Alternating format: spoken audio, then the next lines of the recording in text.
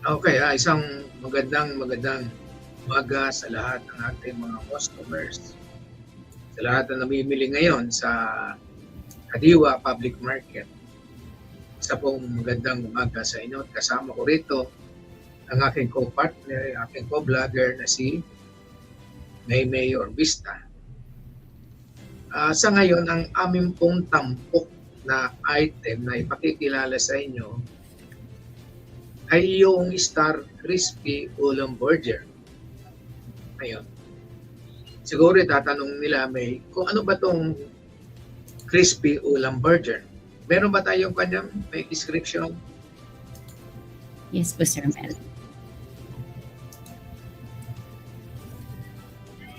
Okay. Nagkaroon po kami ng sampling para dyan sa item na yan. Dito yan sa Kadiwa. So kahapon, nagkaroon kami ng food sampling. Yan, food sampling. No? Meron kaming ilang, siguro mga 2 boxes na dinispose for the food sampling.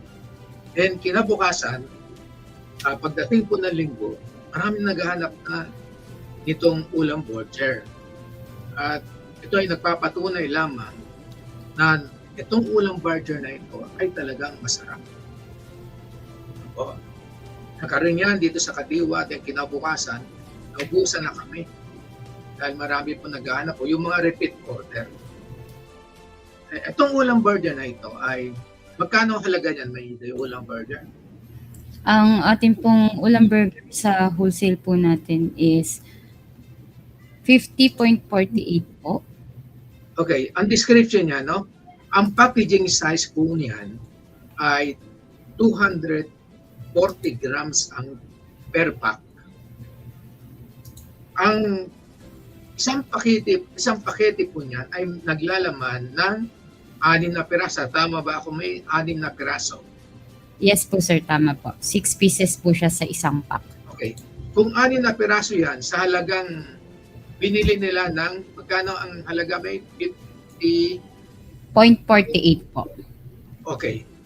Yung packaging size niya na 240 grams na merong 6 na piraso ay nagkakalaga ng 50 pesos and 48 centavos. Tama, May? Yes po. Ngayon, since na meron 6 na piraso yan, i-divide natin sa 6. So, magkano isang piraso?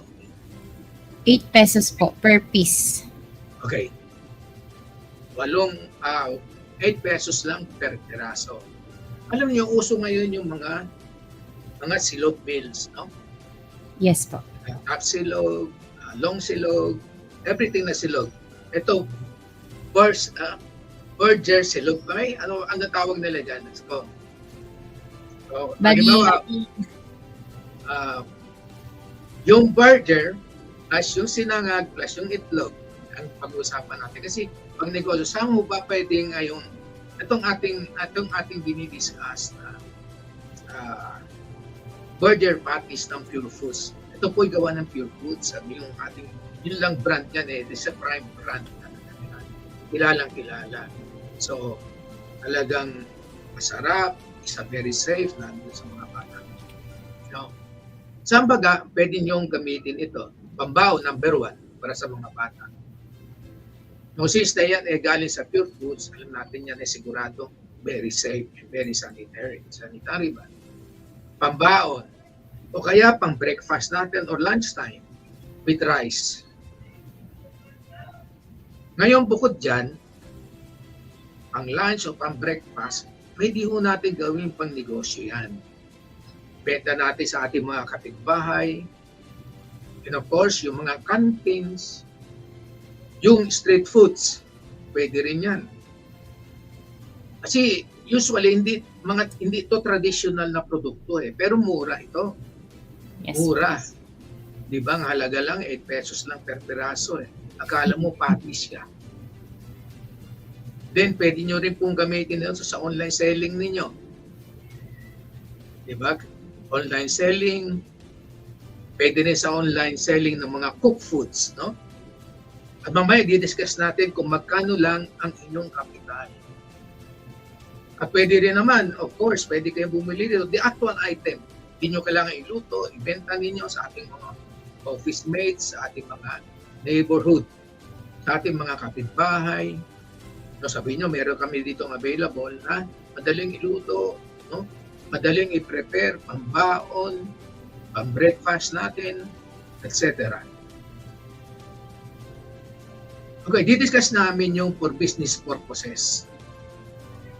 At kung gagamitin ho ninyo yung pang-negosyo, ibibigay ho namin yan sa inyo sa very, sa tawagin natin na the lowest price na may bibigay namin. That is, magkano yan, May?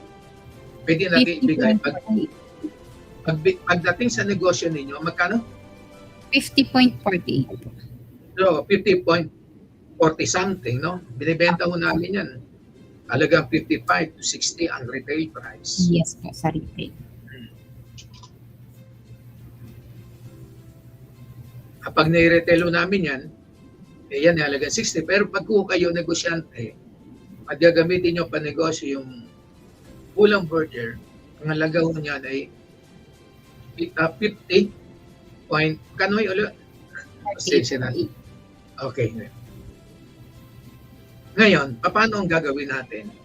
Kapag ho yan ay sinamahan ninyo, yung isang piraso lang, plus rice, kasya na ho yung isang, kasi malasa eh. Malasa yan, May. Opo, Meron kang, natikman ko na. di ba? Meron kang hamburger, yung ulang burger, plus yung kanin. So, magkano ang halaga niyan, May? So, pag yung burger po na 8 pesos per piece po natin sa puhunan pa lang po, plus 1 cup of rice. So, meron na po kayo dyang 18 pesos lang po. So, imagine yung 18 pesos lang ang puhunan ninyo. Magkano yung mga silog-silog, di ba? 18 pesos. Ibigay nyo sa ating mga tricycle drivers yan. Pag hindi, talaga naman, kukuyugin yan. Dahil mura, pantawid gutom na natin, di ba?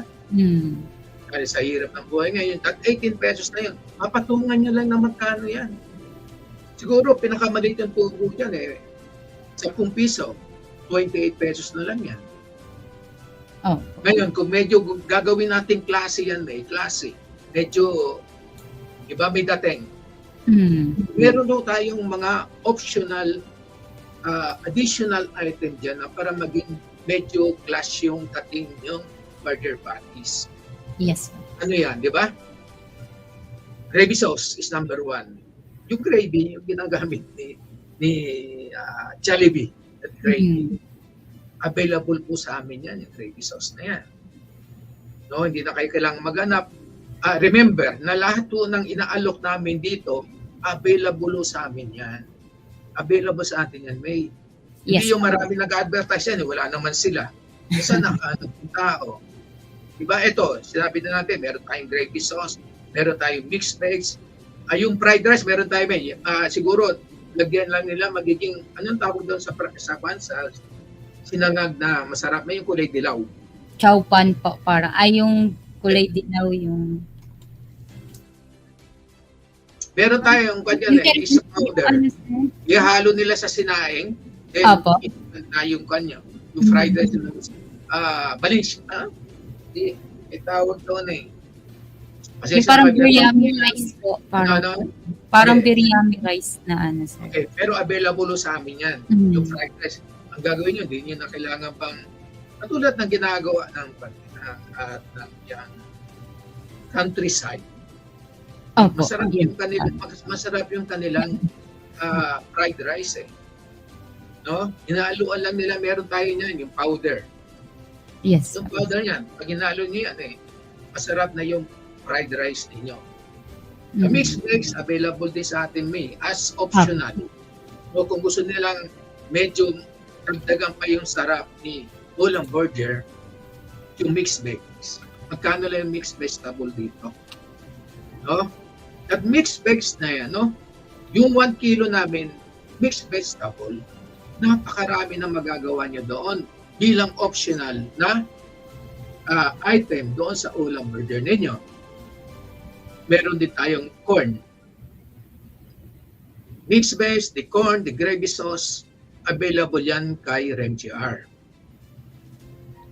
Yung fried rice, yung panghalo dyan, para hindi na kayo mahirapan na mag-fried ng rice, yung sinaing, lagay nyo lang yan, fried rice na yan. Available din sa amin yan. Mhm. Ngayon, May, yung burger patties, since napakababa ng costing niya, no? Kung halimbawa, inenegosyo mo, that is very competitive against any processed meat. Ngayon, alam mo, ngayon nabibili sa atin dyan, mahal nga yun, pero mabili rin naman. Yung breast fillet, Opo, yung chicken breast. breast fillet. So, mahal yung chicken breast fillet, 300 yun eh. Opo, Pero 300. pag ikaw nag-divert dito sa ating hamburger patties, nitong burger patties ng Pure Foods, palaban na palaban ito. Oo, pangmasa talaga, pangmasa. Ay, kung gusto niyo ng chicken breast fillet, meron din po tayo niyan. Pwede po kayong pumunta. Muli, may yung RemGR Trade, yung RemGR Corporation, si RemGR ay matatagpuan dito sa Kadiwa Public Market. May pakita nga, pakisabi nga yung complete address, yung telephone number, si May nahubala dyan. Okay? Ayan, para po sa ating mga customers, magandang araw po sa mga customers natin walk-in and online. Para po sa mga nagtatanong ng RemGR Corporation location po natin, ito po pwede nyo pong screenshot ang screen natin. Stall 15, North Wing Camino Lungsod ng Dasmariñas, Kadiwa Compound. And sa ating mga customers, pwede nyo po yan ma-search sa ating pong Google Map or pwede nyo rin po yan ma-book by Lalamove. Pwede nyo po yan ma-search by online dahil meron po tayong platform na pag sinearch nyo po si RemGR Corporation is lalabas na po ang pinaka-location namin. So, pwede rin po kayong tumawag if ever gusto nyo mag-walk-in sa number po natin 0917-177-8871 or 0917-709-5077. Lahat ng numbers po natin is 24/7 open. Mag-a-assist po sa inyo ang ating mga marketing or ating po mga supervisor. Okay. Thank you very much. Siguro, ito pa lang yung natin. Ito pa lang episode 1 ng mga silog natin. So, various silog na pwede natin i-introduce sa kanila. Yung lahat po ng silog na pinoproduce po sa labas na inyong gustong bilhin, itang silog, ilong silog, every silog yan. Available kay RemGR yan. Pumunta kay RemGR. At hindi na kayo kailangan pumunta pa sa iba. Lahat po ng mga raw mat na gagamitin nyo sa mga silog ay available po sa amin. For the meantime, inunan ho namin yung Star Crispy Ulam Burger. Yan po ay gawa ni Pure Foods at available po sa amin yan. Okay, muli ang aking pasasalamat, no, sa ating mga customers na tumatangkilik ng produkto ng RemGR. Hanggang ngayon, we are still on the top. Thank you very much. May, thank you. Salamat. May, thank you. Yes po. Salamat. Thank you po, sir. Thank you po sa ating mga customers po.